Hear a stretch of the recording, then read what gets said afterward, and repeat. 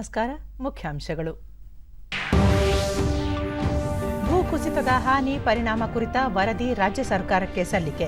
ತಜ್ಞರೊಂದಿಗೆ ಪರಿಹಾರ ನಿಯಂತ್ರಣ ಕ್ರಮಗಳ ಚರ್ಚೆ. ಮುಖ್ಯಮಂತ್ರಿ ಬಿಎಸ್ ಯಡಿಯೂರಪ್ಪ. ದೇಶದೆಲ್ಲೆಡೆ ಚುರುಕುಗೊಂಡ ಕೊರೋನಾ ಚುಚ್ಚುಮದ್ದು ಅಭಿಯಾನ.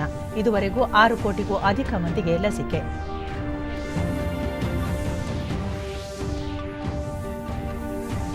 ರಾಜ್ಯದಲ್ಲಿಂದು 4,234 ಮಂದಿಗೆ ಕೊರೋನಾ ಸೋಂಕು. ಸರ್ಕಾರದಿಂದ ಸೋಂಕು ನಿಯಂತ್ರಣಕ್ಕೆ ಪರಿಷ್ಕೃತ ಮಾರ್ಗಸೂಚಿ ಪ್ರಕಟ. ಖ್ಯಾತ ನಟ ರಜನಿಕಾಂತ್ಗೆ ಪ್ರತಿಷ್ಠಿತ ದಾದಾ ಸಾಹೇಬ್ ಫಾಲ್ಕೆ ಪುರಸ್ಕಾರ. ಚಿತ್ರರಂಗ ಕ್ಷೇತ್ರದಲ್ಲಿ ಗಣನೀಯ ಸೇವೆ. ಸಚಿವ ಪ್ರಕಾಶ್ ಜಾವಡೇಕರ್. ವಾರ್ತೆಗಳ ವಿವರ. ಕಳೆದ 3 ವರ್ಷಗಳಲ್ಲಿ ಮಲೆನಾಡಿನಲ್ಲಿ ಭೂಕುಸಿತ ವ್ಯಾಪಕವಾಗಿ ಹಾನಿಯುಂಟಾಗಿರುವ ಕುರಿತು ಜೀವಿ ವೈವಿಧ್ಯ ಮಂಡಳಿ ಅಧ್ಯಕ್ಷ ಅನಂತ ಹೆಗಡೆ ಆಶೀಸರ ಅಧ್ಯಕ್ಷತೆಯ ತಜ್ಞರ ಸಮಿತಿ ಮುಖ್ಯಮಂತ್ರಿ ಬಿಎಸ್ ಯಡಿಯೂರಪ್ಪ ಅವರಿಗೆ ಬೆಂಗಳೂರಿನಲ್ಲಿಂದು ಅಂತಿಮ ವರದಿ ಸಲ್ಲಿಸಿತು. ಈ ವೇಳೆ ಮಾತನಾಡಿದ ಬಿಎಸ್ ಯಡಿಯೂರಪ್ಪ, ಕರಾವಳಿಯ ನೈಸರ್ಗಿಕ ಸಂಪತ್ತು, ಮಲೆನಾಡಿನ ನದಿ ಕಣಿವೆಗಳ ಉಳಿವಿಗೆ ಪೂರಕವಾದ ಮತ್ತು ಭೂಕುಸಿತ ತಡೆಗಟ್ಟಲು ಹಲವು ವೈಜ್ಞಾನಿಕ ಸಲಹೆಗಳು, ಪರಿಹಾರ ಹಾಗೂ ನಿಯಂತ್ರಣ ಕ್ರಮಗಳನ್ನು ವರದಿಯಲ್ಲಿ ತಿಳಿಸಲಾಗಿದೆ ಎಂದರು. ಭಾರೀ ಭೂಕುಸಿತದಿಂದ ಉಂಟಾಗಿರುವ ಆಸ್ತಿ ಹಾಗೂ ಪ್ರಾಣಹಾನಿಗೆ ಪರಿಹಾರ ಮತ್ತು ಪುನರ್ವಸತಿಗಳ ಬಗ್ಗೆಯೂ ಸಲಹೆ ನೀಡಲಾಗಿದೆ. ಭೂಕುಸಿತ ನಿಯಂತ್ರಣ ಮಾರ್ಗೋಪಾಯಗಳ ಬಗ್ಗೆ ಕ್ರಿಯಾ ಯೋಜನೆ ರೂಪಿಸಿ ಭೂಕುಸಿತ ಸಾಧ್ಯತೆ ಇರುವ ಪ್ರದೇಶಗಳ ನಕ್ಷೆ ರಚಿಸಬೇಕು ಎನ್ನುವ ಸಲಹೆಯನ್ನು ನೀಡಲಾಗಿದೆ ಎಂದು ಹೇಳಿದರು. ಎಲ್ಲ ಸಲಹೆ ಮತ್ತು ಶಿಫಾರಸುಗಳನ್ನು ಪರಿಶೀಲಿಸಿ ಅನುಷ್ಠಾನ ಮಾಡುವ ಸಂಬಂಧ ಕ್ರಮ ಕೈಗೊಳ್ಳಲಾಗುವುದು ಎಂದು ಹೇಳಿದರು. ರಾಜ್ಯದಲ್ಲಿ ಕಳೆದ 5 ತಿಂಗಳಿನಿಂದ ಇಳಿಮುಖಗೊಂಡಿದ್ದ ಕೊರೋನಾ ಸೋಂಕು ಪ್ರಕರಣಗಳು 2-3 ವಾರಗಳಿಂದ ಏರಿಕೆಯಾಗುತ್ತಿರುವ ಹಿನ್ನೆಲೆಯಲ್ಲಿ ಸೋಂಕು ನಿಗ್ರಹಕ್ಕೆ ವೈರಾಣು ಜಾಡು ಪತ್ತೆ, ಪರೀಕ್ಷೆ ಮತ್ತು ಪ್ರತ್ಯೇಕವಾಗಿಡುವ ಹಾಗೂ ಚಿಕಿತ್ಸೆ ತೀವ್ರಗೊಳಿಸುವ ಕುರಿತು ರಾಜ್ಯ ಸರ್ಕಾರ ಮಾರ್ಗಸೂಚಿಯನ್ನು ಪರಿಷ್ಕರಿಸಿ ಇಂದು ಹೊಸ ಮಾರ್ಗಸೂಚಿ ಬಿಡುಗಡೆ ಮಾಡಿದೆ.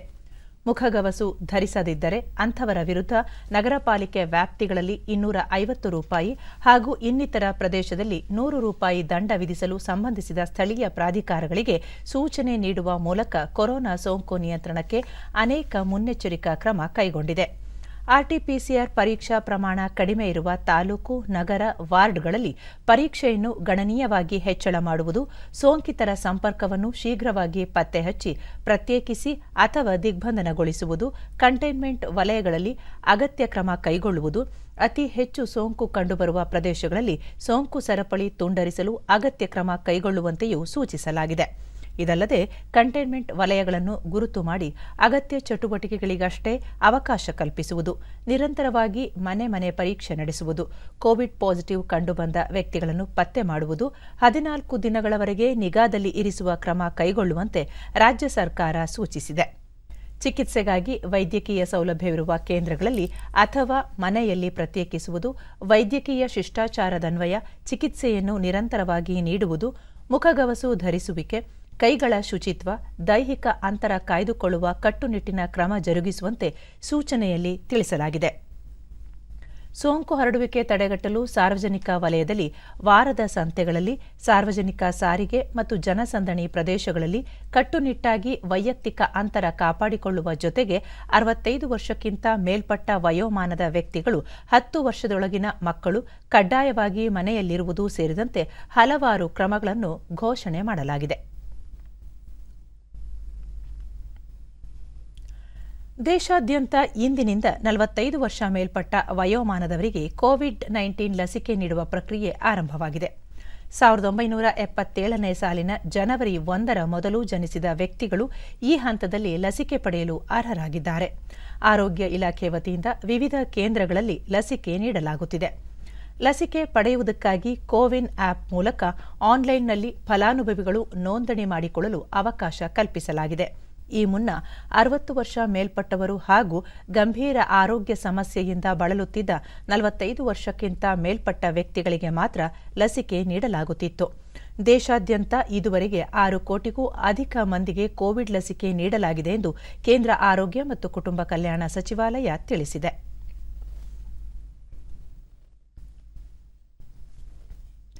ಕೋವಿಡ್ ನಿಯಂತ್ರಣಕ್ಕಾಗಿ ಇಂದಿನಿಂದ 45 ವರ್ಷ ಮೇಲ್ಪಟ್ಟ ನಾಗರಿಕರಿಗೆ ಲಸಿಕೆ ನೀಡುವ ಪ್ರಕ್ರಿಯೆ ಆರಂಭವಾಗಿದ್ದು, ಬೆಂಗಳೂರಿನ ಅಟಲ್ ಬಿಹಾರಿ ವಾಜಪೇಯಿ ವೈದ್ಯಕೀಯ ಮಹಾವಿದ್ಯಾಲಯ ಮತ್ತು ಸಂಶೋಧನಾ ಸಂಸ್ಥೆ ಹಾಗೂ ಕೆಸಿ ಜನರಲ್ ಆಸ್ಪತ್ರೆಗಳಲ್ಲಿ ಹಲವು ಮಂದಿ ಲಸಿಕೆ ಪಡೆಯುತ್ತಿರುವ ದೃಶ್ಯ ಸಾಮಾನ್ಯವಾಗಿತ್ತು.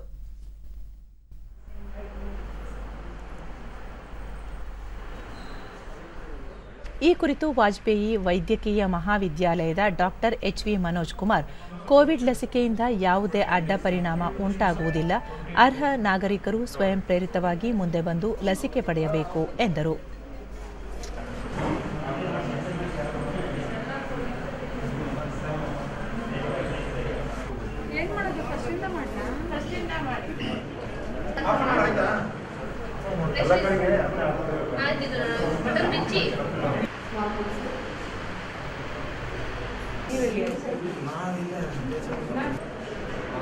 ಎಲ್ಲರಿಗೂ ತಿಳಿಸುವುದೇನೆಂದರೆ, ಇವತ್ತಿಂದ 45 ವರ್ಷ ಮೇಲ್ಪಟ್ಟ ಎಲ್ಲ ಸಾರ್ವಜನಿಕರಿಗೂ ವ್ಯಾಕ್ಸಿನೇಷನ್ ಪ್ರೋಗ್ರಾಮ್ ಶುರುವಾಗಿದೆ.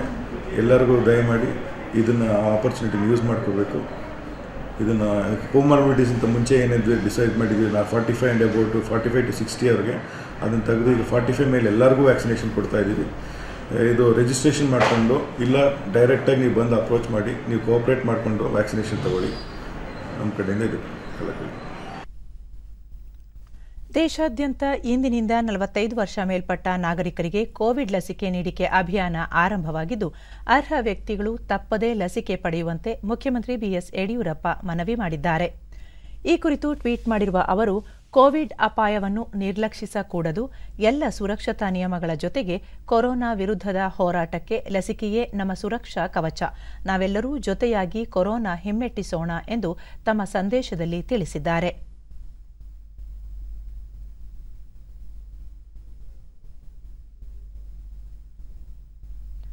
ಆರೋಗ್ಯ ಮತ್ತು ವೈದ್ಯಕೀಯ ಶಿಕ್ಷಣ ಸಚಿವ ಡಾ ಕೆ. ಸುಧಾಕರ್, ರಾಜ್ಯದಲ್ಲಿ ಸುಮಾರು 1,66 ಲಕ್ಷ ಫಲಾನುಭವಿಗಳಿದ್ದಾರೆ ಎಂದು ಅಂದಾಜಿಸಲಾಗಿದೆ. ರಾಜ್ಯದಲ್ಲಿ 13.5 ಲಕ್ಷ ಕೋವಿಶೀಲ್ಡ್, 1.5 ಲಕ್ಷ ಕೋವ್ಯಾಕ್ಸಿನ್ ಸೇರಿದಂತೆ ಒಟ್ಟು 15 ಲಕ್ಷ ಡೋಸ್ ಲಸಿಕೆ ಲಭ್ಯವಿದ್ದು, ಅಗತ್ಯಕ್ಕನುಗುಣವಾಗಿ ಜಿಲ್ಲೆಗಳಿಗೆ ಹಂಚಿಕೆ ಮಾಡಲಾಗಿದೆ ಎಂದು ಟ್ವೀಟ್ನಲ್ಲಿ ಮಾಹಿತಿ ಹಂಚಿಕೊಂಡಿದ್ದಾರೆ. ರಾಜ್ಯದಲ್ಲಿ ಇಂದು 4,234 ಕೋವಿಡ್ ಪ್ರಕರಣಗಳು ದೃಢಪಟ್ಟಿದ್ದು, ಇದರೊಂದಿಗೆ ಒಟ್ಟು ಸೋಂಕು ಪ್ರಕರಣಗಳ ಸಂಖ್ಯೆ 10,01,238ಕ್ಕೆ ಏರಿಕೆಯಾಗಿದೆ. ಇಂದು 1,599 ಮಂದಿ ಆಸ್ಪತ್ರೆಯಿಂದ ಬಿಡುಗಡೆಯಾಗಿದ್ದು, ಇದುವರೆಗೂ ಗುಣಮುಖರಾದವರ ಒಟ್ಟು ಸಂಖ್ಯೆ 9,57,769ಕ್ಕೆ ತಲುಪಿದೆ. ಇಂದು 18 ಮಂದಿ ಸಾವನ್ನಪ್ಪಿದ್ದು, ಮೃತಪಟ್ಟವರ ಸಂಖ್ಯೆ 12,585ಕ್ಕೆ ಏರಿಕೆಯಾಗಿದೆ. ಸದ್ಯ ರಾಜ್ಯದಲ್ಲಿ 30,865 ಸಕ್ರಿಯ ಪ್ರಕರಣಗಳಿವೆ. 265 ಮಂದಿ ರಾಜ್ಯದ ವಿವಿಧ ಆಸ್ಪತ್ರೆಗಳಲ್ಲಿ ತೀವ್ರ ನಿಗಾ ಘಟಕದಲ್ಲಿ ಚಿಕಿತ್ಸೆ ಪಡೆಯುತ್ತಿದ್ದಾರೆ. ಇಂದು 1,15,732 ಮಾದರಿಗಳ ಪರೀಕ್ಷೆ ನಡೆಸಿದ್ದು, ಇದುವರೆಗೂ 2,15,26,958 ಮಂದಿಗೆ ಕೊರೋನಾ ಪರೀಕ್ಷೆ ನಡೆಸಲಾಗಿದೆ ಎಂದು ಆರೋಗ್ಯ ಮತ್ತು ಕುಟುಂಬ ಕಲ್ಯಾಣ ಇಲಾಖೆ ತಿಳಿಸಿದೆ. ಬೆಂಗಳೂರಿನಲ್ಲಿ ಇಂದು 2,906 ಮಂದಿಗೆ ಸೋಂಕು ತಗುಲಿದ್ದು, ಒಟ್ಟು ಸೋಂಕು ಪ್ರಕರಣಗಳ ಸಂಖ್ಯೆ 4,37,733ಕ್ಕೆ ಏರಿಕೆಯಾಗಿದೆ. ಇಂದು 719 ಮಂದಿ ಆಸ್ಪತ್ರೆಯಿಂದ ಬಿಡುಗಡೆಯಾಗಿದ್ದು, ಇದುವರೆಗೂ ಗುಣಮುಖರಾದವರ ಸಂಖ್ಯೆ 4,11,313ಕ್ಕೆ ಏರಿಕೆಯಾಗಿದೆ. ಸದ್ಯ 21,789 ಸಕ್ರಿಯ ಪ್ರಕರಣಗಳಿವೆ. ಬೆಂಗಳೂರಿನಲ್ಲಿ 11 ಮಂದಿ ಮೃತಪಟ್ಟಿದ್ದು, ಇದುವರೆಗೂ ಒಟ್ಟು 4,630 ಮಂದಿ ಸಾವನ್ನಪ್ಪಿದ್ದಾರೆ. ಉಳಿದಂತೆ ರಾಜ್ಯದ ವಿವಿಧ ಜಿಲ್ಲೆಗಳಲ್ಲಿ ದಾಖಲಾಗಿರುವ ಸೋಂಕು ಪ್ರಕರಣಗಳ ಸಂಖ್ಯೆ ಈ ರೀತಿ ಇದೆ.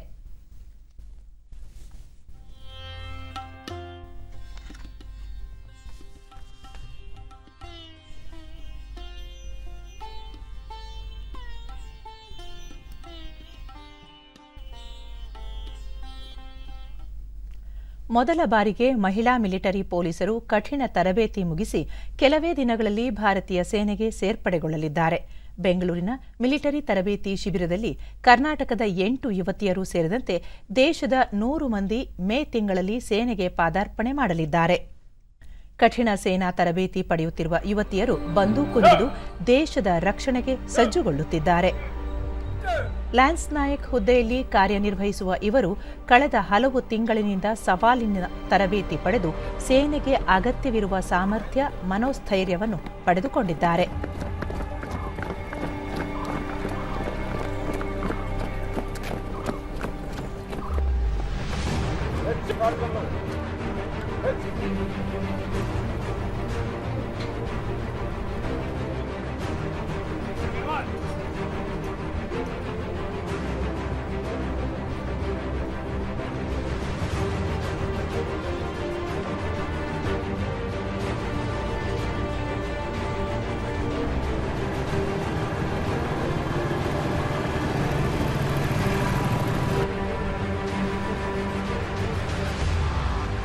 हाँ, ये सेंटर है, ये सेंटर में रखा है. अब खुद एक फ्रेम ले रही है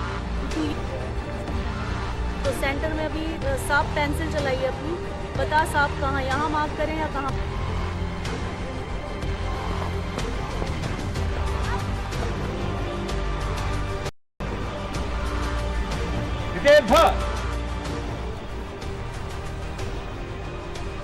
रेडी, चेंज लियो रे. हेल्पर सभी केस कलेक्टर लगाए.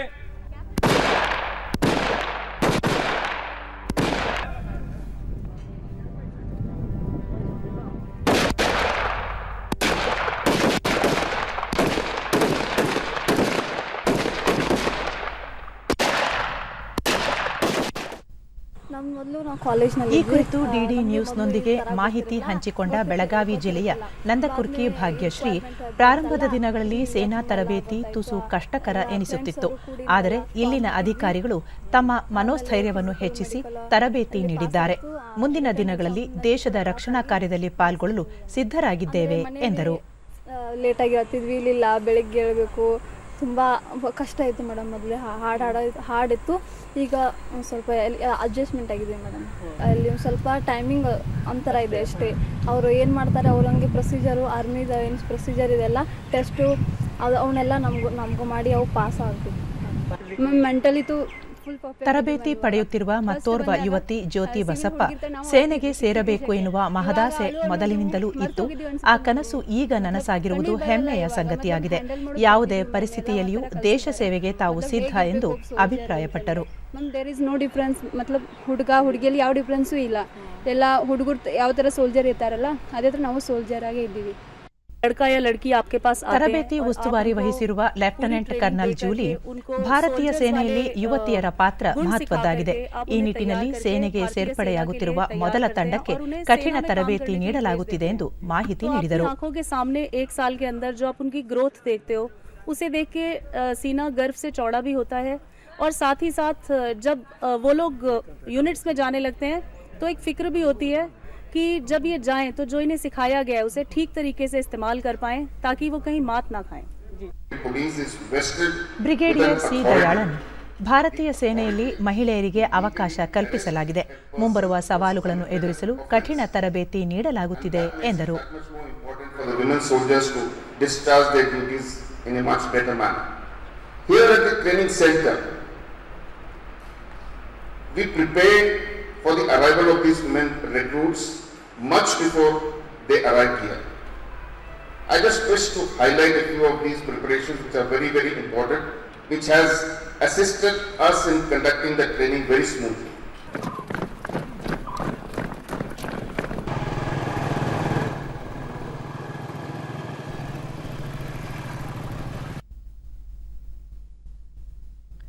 ಅಸ್ಸಾಂ ಮತ್ತು ಪಶ್ಚಿಮ ಬಂಗಾಳ ವಿಧಾನಸಭೆಯ ಚುನಾವಣೆಗೆ 2ನೇ ಹಂತದ ಮತದಾನ ಪೂರ್ಣಗೊಂಡಿದ್ದು ಬಹುತೇಕ ಶಾಂತಿಯುತವಾಗಿ ನಡೆದಿದೆ.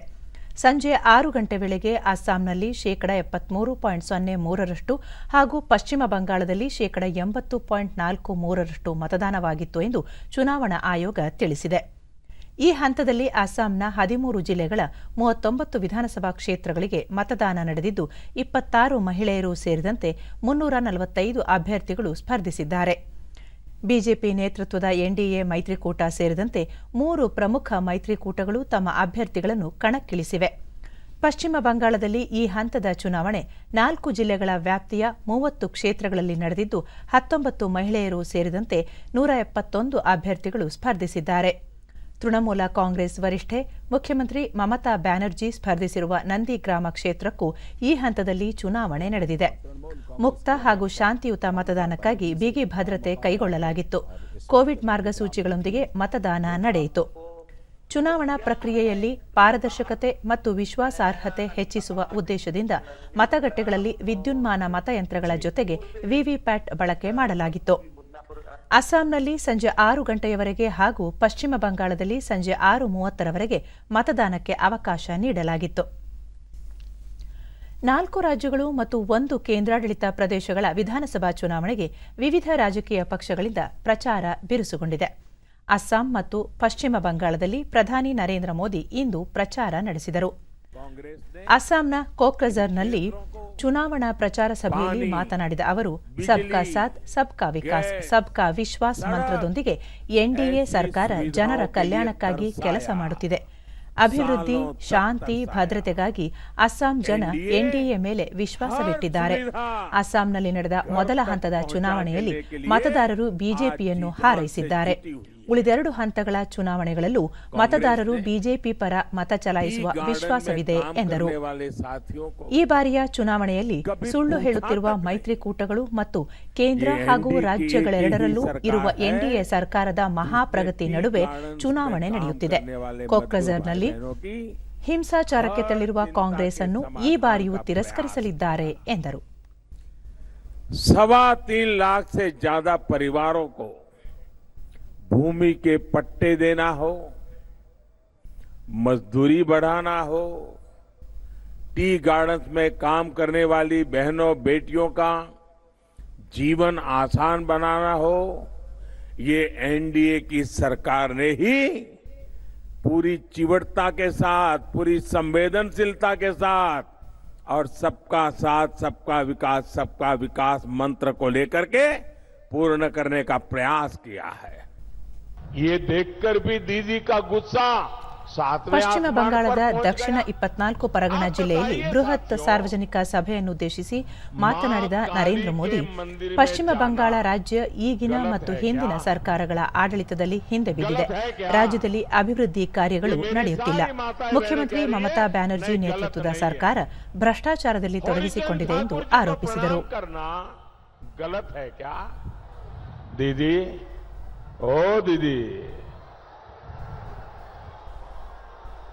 दीदी आप हमको जानती नहीं हो. दीदी हम सीजनल श्रद्धा वाले लोग नहीं हैं. हम अपनी आस्था, अपनी परंपरा पर हमेशा गर्व करने वाले लोग हैं. सीटों के लिए 6 अप्रैल को ಬಿಜೆಪಿ ಮುಖಂಡ ಹಾಗೂ ಕೇಂದ್ರ ಗೃಹ ಸಚಿವ ಅಮಿತ್ ಶಾ ಪುದುಚೇರಿಯಲ್ಲಿ ಬೃಹತ್ ರೋಡ್ ಶೋ ನಡೆಸಿದರು. ಇದಕ್ಕೂ ಮುನ್ನ ತಮಿಳುನಾಡಿನ ತಿರುಕೊಯ್ಲೂರಿನಲ್ಲಿ ಚುನಾವಣಾ ಪ್ರಚಾರ ಸಭೆಯನ್ನುದ್ದೇಶಿಸಿ ಮಾತನಾಡಿದ ಅವರು, ಏಪ್ರಿಲ್ 6ರಂದು ಬಿಜೆಪಿ ಸಂಸ್ಥಾಪನಾ ದಿನವಾಗಿದ್ದು, ಇದೇ ದಿನ ತಮಿಳುನಾಡಿನಲ್ಲೂ ಚುನಾವಣೆ ನಡೆಯುತ್ತಿದೆ. ತಮಿಳುನಾಡಿನಲ್ಲಿ ಬಿಜೆಪಿ, ಎಐಎಡಿಎಂಕೆ, ಪಿಎಂಕೆ ಮೈತ್ರಿಕೂಟ ನಿಚ್ಚಳ ಬಹುಮತ ಸಾಧಿಸಿ ಸರ್ಕಾರ ರಚಿಸಲಿದೆ ಎಂದರು.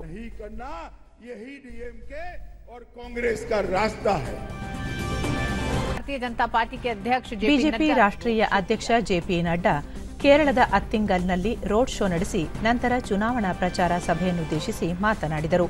ಕೇರಳದ ಅಭಿವೃದ್ಧಿಗಾಗಿ ಬಿಜೆಪಿಗೆ ಮತ ನೀಡುವಂತೆ ಅವರು ಮತದಾರರಲ್ಲಿ ಮನವಿ ಮಾಡಿದರು. ಡಿಎಂಕೆ ನಾಯಕ ಎಂಕೆ ಸ್ಟಾಲಿನ್ ತಮಿಳುನಾಡಿನ ಮೆಟ್ಟುಪಾಳ್ಯಂನಲ್ಲಿ ರೋಡ್ ಶೋ ನಡೆಸಿದರು.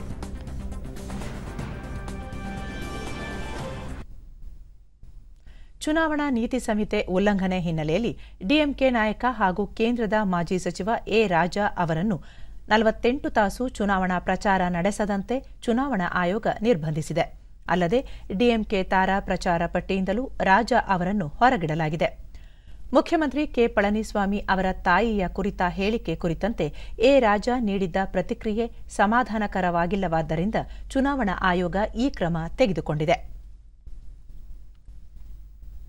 ಕಳೆದ ಮಾರ್ಚ್ ತಿಂಗಳಲ್ಲಿ 1,23,902 ಕೋಟಿ ರೂಪಾಯಿ ಸರಕು ಮತ್ತು ಸೇವಾ ತೆರಿಗೆ ಜಿಎಸ್ಟಿ ಸಂಗ್ರಹವಾಗಿದೆ.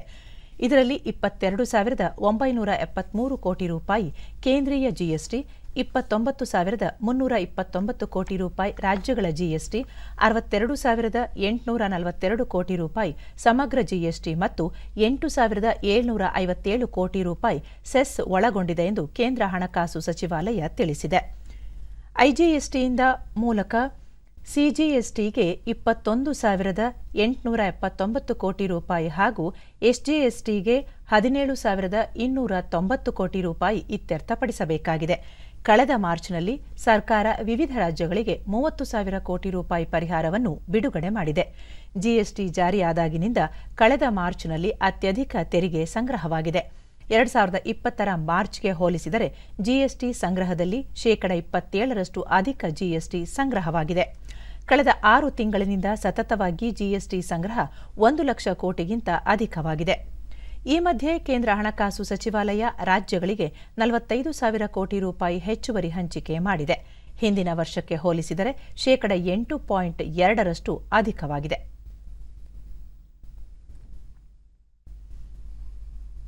ಖ್ಯಾತ ಚಲನಚಿತ್ರ ನಟ ರಜನಿಕಾಂತ್ ಅವರು 2019ನೇ ಸಾಲಿನ ದಾದಾ ಸಾಹೇಬ್ ಫಾಲ್ಕೆ ಪುರಸ್ಕಾರಕ್ಕೆ ಭಾಜನರಾಗಿದ್ದಾರೆ. ಕೇಂದ್ರ ವಾರ್ತಾ ಮತ್ತು ಪ್ರಸಾರ ಖಾತೆ ಸಚಿವ ಪ್ರಕಾಶ್ ಜಾವಡೇಕರ್ ದೆಹಲಿಯಲ್ಲಿಂದು ಈ ವಿಷಯ ಪ್ರಕಟಿಸಿ, ಕಳೆದ 5 ದಶಕಗಳಿಂದ ಚಿತ್ರರಸಿಕರನ್ನು ರಂಜಿಸುತ್ತಿರುವ ರಜನಿಕಾಂತ್ ಅವರನ್ನು 5 ತೀರ್ಪುಗಾರರ ಸಮಿತಿ 51ನೇ ದಾದಾ ಸಾಹೇಬ್ ಫಾಲ್ಕೆ ಪ್ರಶಸ್ತಿಗೆ ಖ್ಯಾತ ನಟ ರಜನಿಕಾಂತ್ ಅವರನ್ನು ಆಯ್ಕೆ ಮಾಡಿದೆ. ನಟ, ನಿರ್ಮಾಪಕರಾಗಿ ಭಾರತೀಯ ಚಲನಚಿತ್ರರಂಗದಲ್ಲಿ ರಜನಿಕಾಂತ್ ಪ್ರಮುಖ ಸ್ಥಾನ ಪಡೆದಿದ್ದಾರೆ. ತೀರ್ಪುಗಾರರ ಸಮಿತಿಯಲ್ಲಿ ಗಾಯಕಿ ಆಶಾ ಭೋನ್ಸ್ಲೆ, ನಿರ್ದೇಶಕ ಸುಭಾಷ್ ಘಾಯ್, ನಟ ಮೋಹನ್ ಲಾಲ್, ಗಾಯಕ ಶಂಕರ್ ಮಹದೇವನ್ ಇದ್ದರು. ಮೇ 3ರಂದು ಪ್ರಶಸ್ತಿ ಪ್ರದಾನ ಸಮಾರಂಭ ನಡೆಯಲಿದೆ ಎಂದು ಸಚಿವರು ತಿಳಿಸಿದರು. अपनी प्रतिभा, लगन और मेहनत से उन्होंने ये स्थान लोगों के दिल में जमा लिया है. ये उनका सही गौरव है. और दादा साहब फाल्के के मृत्यु के पश्चात ये अवार्ड उनके नाम से रखा गया और आज तक 50 बार ये अवार्ड दिया गया है. 50 साल दिया गया है. इस साल ये 51वां साल है. और रजनीकांत के चयन पर निश्चित मुझे देश भर में खुशी आएगी, ये मुझे पक्का विश्वास है. So we are happy to announce 1950ರ ಡಿಸೆಂಬರ್ 12ರಂದು ಬೆಂಗಳೂರಿನಲ್ಲಿ ಜನಿಸಿದ ರಜನಿಕಾಂತ್ ತಮಿಳಲ್ಲದೆ ಕನ್ನಡ, ತೆಲುಗು, ಹಿಂದಿ ಚಲನಚಿತ್ರಗಳಲ್ಲೂ ನಟಿಸಿದ್ದಾರೆ. ಈ ಕುರಿತು ಟ್ವೀಟ್ ಮಾಡಿರುವ ಪ್ರಧಾನಿ ನರೇಂದ್ರ ಮೋದಿ, ಪ್ರತಿಷ್ಠಿತ ದಾದಾ ಸಾಹೇಬ್ ಫಾಲ್ಕೆ ಪ್ರಶಸ್ತಿಗೆ ಭಾಜನರಾಗಿರುವ ನಟ ರಜನಿಕಾಂತ್ ಅವರಿಗೆ ಅಭಿನಂದನೆಗಳು. ವೈವಿಧ್ಯಮಯ ಪಾತ್ರಗಳ ಮೂಲಕ ಎಲ್ಲ ವಯೋಮಾನದವರನ್ನು ರಂಜಿಸುತ್ತಿರುವ ನಟನಿಗೆ ಈ ಪುರಸ್ಕಾರ ಸಂದಿರುವುದು ಸಂತಸದ ವಿಷಯ ಎಂದು ತಮ್ಮ ಸಂದೇಶದಲ್ಲಿ ತಿಳಿಸಿದ್ದಾರೆ. ರಾಜ್ಯಪಾಲ ವಜುಭಾಯಿ ವಾಲಾ ಹಾಗೂ ರಾಜ್ಯ ಬಿಜೆಪಿ ಉಸ್ತುವಾರಿ ಅರುಣ್ ಸಿಂಗ್ ಅವರಿಗೆ ಸಚಿವ ಕೆಎಸ್ ಈಶ್ವರಪ್ಪ ಬರೆದಿರುವ ಪತ್ರದ ಕುರಿತು ಮಂತ್ರಿಮಂಡಲದ ಹಲವು ಸಚಿವರು ತಮ್ಮ ಅಭಿಪ್ರಾಯ, ಅನಿಸಿಕೆಗಳನ್ನು ಇಂದು ಸುದ್ದಿಗಾರರೊಂದಿಗೆ ಹಂಚಿಕೊಂಡಿದ್ದಾರೆ. ಕಂದಾಯ ಸಚಿವ ಆರ್ ಅಶೋಕ ಮಾತನಾಡಿ, ಮಂತ್ರಿಮಂಡಲದಲ್ಲಿ ಮುಖ್ಯಮಂತ್ರಿಗಳಿಗೆ ಪರಮಾಧಿಕಾರವಿರುತ್ತದೆ. ಈ ಹಿನ್ನೆಲೆಯಲ್ಲಿ ಅವರು ಶಾಸಕರುಗಳಿಗೆ ಅನುದಾನ ನೀಡುವ ಕುರಿತು ನಿರ್ಧಾರ ಕೈಗೊಂಡಿದ್ದಾರೆ. ಇದರಲ್ಲಿ ಯಾವುದೇ ದುರುದ್ದೇಶವಿಲ್ಲ ಎಂದು ಹೇಳಿದರು. ಜೊತೆ ಚರ್ಚೆ ಮಾಡಿ 4 ಗೋಡೆಗಳ ಮಧ್ಯೆ ತೀರ್ಮಾನ ಮಾಡಬೇಕು. ಇದು ಬಿಜೆಪಿಯ ಸಂಸ್ಕೃತಿ ಅಂತ ನನಗನ್ನಿಸ್ತೈತೆ. ಆ ದೃಷ್ಟಿಯಿಂದ ಇವತ್ತೇನು ಬೆಳವಣಿಗೆ ಆಗಿದೆ, ಇದು ಒಳ್ಳೆಯ ಬೆಳವಣಿಗೆ ಅಲ್ಲ. ಇದು ಮುಖ್ಯಮಂತ್ರಿಗಳಿಗೆ ಪರಮಾಧಿಕಾರ ಇದೆ. ನಮ್ಮನ್ನು ಹೇಗೆ ನಾಮಿನೇಟ್ ಮಾಡ್ತಾರೆ ಅದೇ ರೀತಿ ಶಾಸಕರು ಬಂದು ಸುಮಾರು 70-80 ಶಾಸಕರು ಮೊನ್ನೆ ಬಂದು ಭಾಳಷ್ಟು ಮನವಿಗಳನ್ನು ಕೊಟ್ಟಿದ್ದಾರೆ ನಮ್ಮ ಕ್ಷೇತ್ರದ ಅಭಿವೃದ್ಧಿ ಪರವಾಗಿ. ಅಭಿವೃದ್ಧಿಗೆ ಹಣ ಕೊಡುವಂಥದ್ದು ಫೈನಾನ್ಸ್ ಮಿನಿಸ್ಟರ್ ಆಗಿ ಮತ್ತು ಮುಖ್ಯಮಂತ್ರಿಗಳಾಗಿ ಅವರಿಗೆ ಅಧಿಕಾರ ಇರ್ತದೆ. ಅದನ್ನು ಅವ್ರು ಮಾಡಿದ್ದಾರೆ. ಇದರಲ್ಲಿ ತಪ್ಪು ಹುಡ್ಕೋವಂಥದ್ದು ಒಳ್ಳೆಯದಲ್ಲ. ಮತ್ತು ಏನಾದರೂ ಅವರಿಗೆ ಆ ಥರ ಅಭಿಪ್ರಾಯ ಭೇದ ಇದ್ದರೆ, ಅಭಿಪ್ರಾಯ ಭೇದ ಇರೋದು ಸರ್ವೇ ಸಾಮಾನ್ಯ, ಅದನ್ನು ಬಂದು ಮುಖ್ಯಮಂತ್ರಿಗಳ ಜೊತೆ ಚರ್ಚೆ ಮಾಡಿ ತೀರ್ಮಾನ ಮಾಡಿಕೊಂಡಿದ್ರೆ ಒಳ್ಳೆಯದು. ಇಲ್ಲಿ ಗೃಹ ಸಚಿವ ಬಸವರಾಜ ಹಣಕಾಸು ಸಚಿವಾಲಯದ ಹೊಣೆ ಹೊತ್ತಿರುವ ಮುಖ್ಯಮಂತ್ರಿ ಬಿಎಸ್ ಯಡಿಯೂರಪ್ಪ ಕೋವಿಡ್ ಸಂದಿಗ್ಧತೆ ಸ್ಥಿತಿಯಲ್ಲಿಯೂ ಉತ್ತಮ ಆಡಳಿತ ನೀಡುತ್ತಿದ್ದು ಶಾಸಕರ ಬೇಡಿಕೆಗೆ ಅನುಗುಣವಾಗಿ ಅನುದಾನ ನೀಡಿದ್ದಾರೆ ಎಂದರು. ಪ್ರದೇಶದಲ್ಲಿ ಅಭಿವೃದ್ಧಿ ಆಗಿಲ್ಲ ಅನ್ನುವಂಥದ್ದು ಅಸೆಂಬ್ಲಿಯಲ್ಲಿ ಶಾಸಕರಲ್ಲಿ ಸುಮಾರು 1 ವರ್ಷದಿಂದ ಕೂಗಿತ್ತು.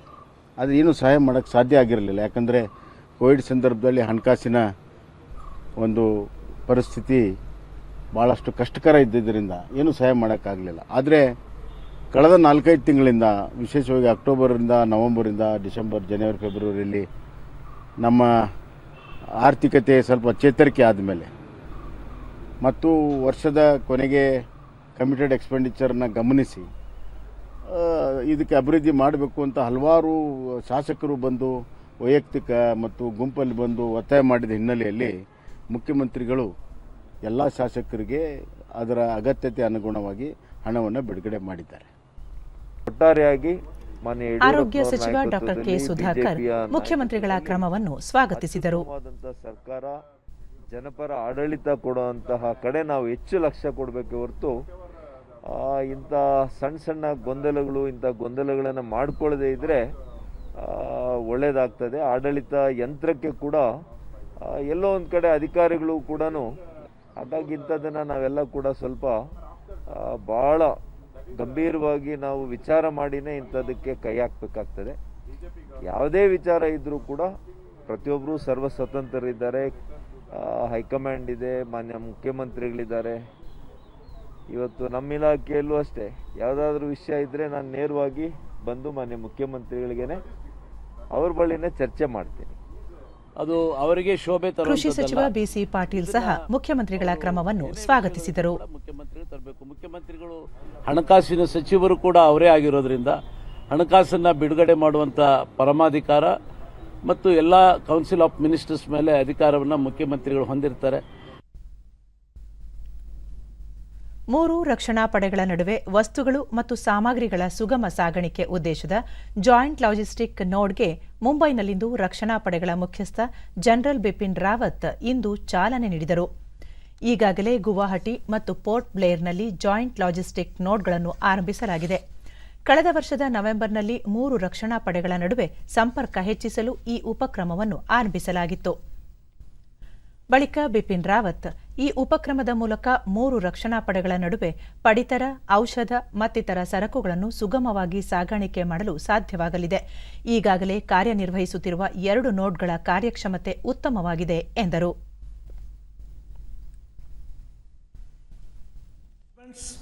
And operationalization of joint logistic nodes is that very important first step in the right direction of logistic integration of our 3 services.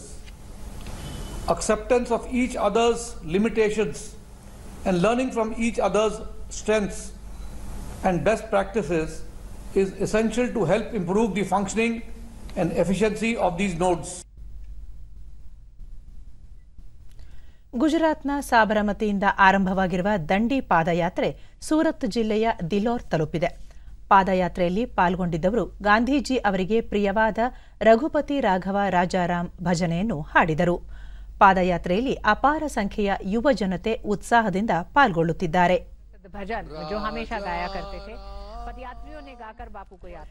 1930ರ March 31ರಂದು ರಾತ್ರಿ ದಂಡಿ ಪಾದಯಾತ್ರೆಯಲ್ಲಿ ಭಾಗವಹಿಸಿದ್ದ ಮಹಾತ್ಮ ಗಾಂಧೀಜಿಯವರು ದಿಲೋರ್ ಗ್ರಾಮದಲ್ಲಿ ತಂಗಿದ್ದರು. ಕಳೆದ ತಿಂಗಳ 12ರಂದು ಪ್ರಧಾನಿ ನರೇಂದ್ರ ಮೋದಿ ಸಾಬರಮತಿಯಲ್ಲಿ ದಂಡಿ ಪಾದಯಾತ್ರೆಗೆ ಚಾಲನೆ ನೀಡಿದ್ದರು.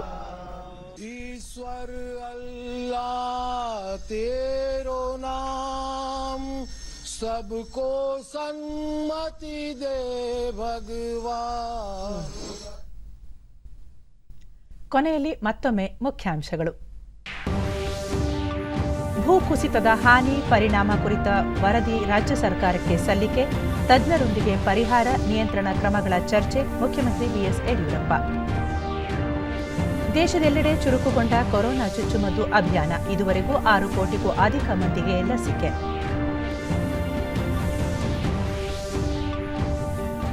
ರಾಜ್ಯದಲ್ಲಿಂದು 4234 ಮಂದಿಗೆ ಕೊರೋನಾ ಸೋಂಕು, ಸರ್ಕಾರದಿಂದ ಸೋಂಕು ನಿಯಂತ್ರಣಕ್ಕೆ ಪರಿಷ್ಕೃತ ಮಾರ್ಗಸೂಚಿ ಪ್ರಕಟ.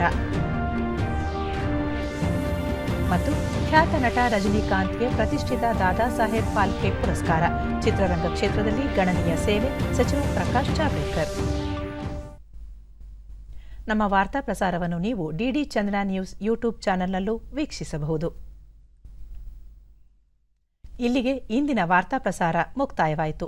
ಸತ್ಯ, ಸಮರ್ಥ, ಸಂಪೂರ್ಣ ಸುದ್ದಿಗಾಗಿ ವೀಕ್ಷಿಸಿ ಚಂದನ ವಾರ್ತೆ.